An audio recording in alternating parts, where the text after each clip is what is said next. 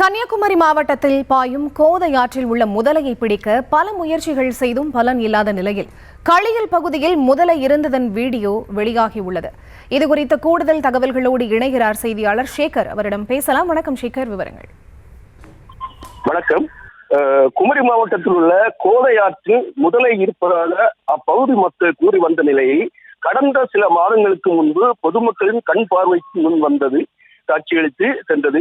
தொடர்ந்து முதலையை பிடிப்பதற்காக மாவட்ட வனத்துறையினர் கூடாரம் போட்டு முதலையை பிடிக்க கூண்டுகள் அமைத்தும் முதலையை பிடிப்பதற்காக சிறப்பு அலுவலர்களையும் வரவழைத்தனர். இருந்தும் ஒரு மாதம் கடந்தும் முதலை பிடிக்க முடியவில்லை.